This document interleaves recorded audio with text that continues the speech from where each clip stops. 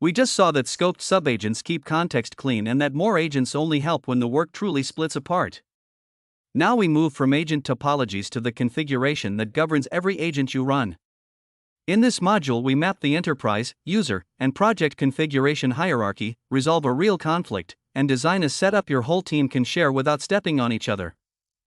By the end of this module, you can map enterprise, user, and project precedence, resolve a real configuration conflict, and design a configuration a team can actually share.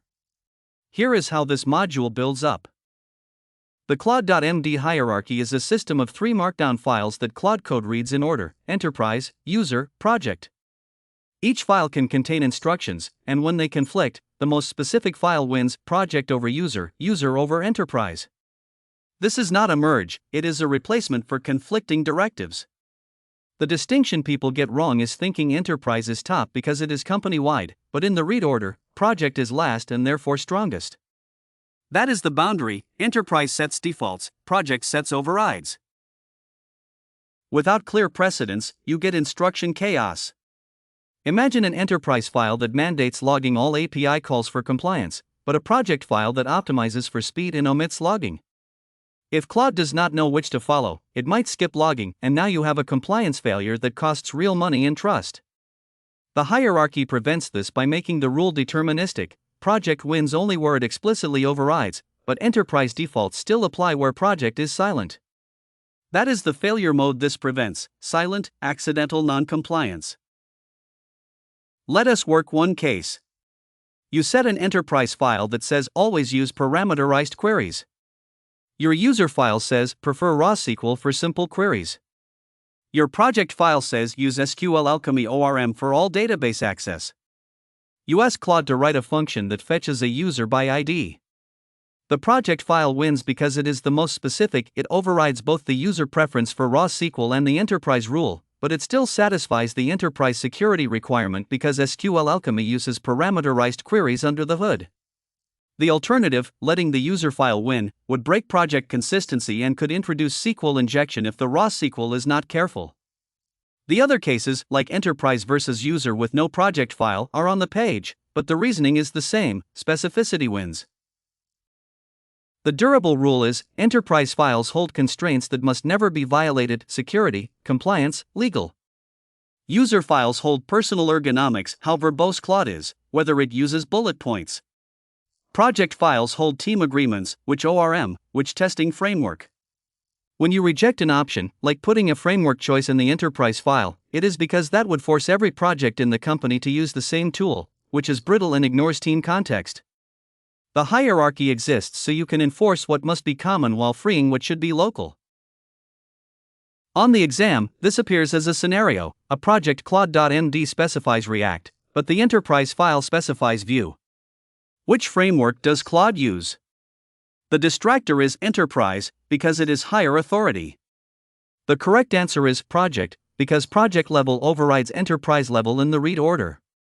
The exam is testing whether you understand that the hierarchy is about specificity, not organizational rank. This is testcraft. They want to see if you have internalized the precedence rule or just memorized the names. Precedence resolution is the rule engine inside Claude Code that decides which setting applies when 2 or more configuration layers disagree. It is a merge, not a vote. The most specific scope always wins, regardless of how many broader layers say something else. The distinction people get wrong is thinking that if 3 global rules say one thing and 1 project rule says another, the majority wins. That is incorrect. Specificity is the only tiebreaker. Without clear precedence, a well-intentioned global setting can silently undo a safety rule you put in place for a specific project. In production, that means a CI/CD pipeline might hang indefinitely because a tool permission was relaxed when it should have been blocked. Or a model might answer with data it should not have accessed. The cost is not just a bug, it is a governance failure that can take hours to trace. Precedence resolution is what stops that cascade before it starts. Take the worksheet scenario. You have a global rule that sets a model temperature to 0.7 for creativity, and a project rule that locks it to 0.2 for deterministic outputs in a compliance workflow. You run the conflict in Claude.ai and see that the project rule wins because it is more specific. The alternative, keeping the global setting, would mean every compliance check becomes non-deterministic, which fails an audit requirement. That is why the alternative loses. The rest of the cases in the document follow the same pattern: identify the narrowest scope, apply it, and accept the maintenance cost of that specificity. The durable rule is this: when you see a conflict, do not ask which setting is more popular or more convenient, ask which one is more specific. A project rule exists because someone made a deliberate choice for that context. A global rule is a default. Rejecting a global override in favor of a project rule is not about being stubborn, it is about preserving intent. In any system you build next year, that principle holds. Document the override so the reasoning survives, and you have a configuration that is both safe and auditable. On the exam, this appears as a scenario question. They will describe a conflict and ask which approach you would take. The distractor that catches people is the idea that the setting repeated most often across layers should win. That is wrong, and the exam knows it. This part is testcraft. They are checking whether you can apply the specificity rule in a timed setting, not whether you can define precedence. Practice with the worksheet until the reasoning is fast. A team configuration is a file that defines settings for a group of developers working on the same codebase. It sits in the configuration hierarchy above user preferences and project-specific overrides, so it can enforce standards without being overridden accidentally. It is not a global policy; those apply across the entire organization and are typically managed by a central team. The distinction that trips people up is between team configuration and project configuration. Project config is for a single codebase, while team config can span multiple projects that the same group owns. Without a shared configuration, drift is inevitable. One developer tests a prompt with a high temperature and gets creative output, another uses the default and sees something completely different. When that prompt ships to production, nobody knows which behavior is correct. Worse, if a security setting like a content filter is left to individual choice, one person can accidentally expose the system to harmful outputs. The cost is not just debugging time, it is trust. A customer who sees inconsistent behavior will assume the system is broken, and a security incident can have legal consequences. Team configuration prevents this by making the critical settings immutable for the group.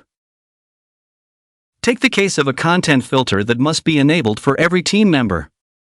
You start by identifying the exact setting, say, content filter, strict. You write a team configuration file in YAML and place it in the repository root. The alternative is to ask each developer to set it in their user config, but that fails because it is optional, someone will forget, or disable it for testing and never re-enable it. By putting it in the team file, you guarantee it is active for everyone who clones the repository.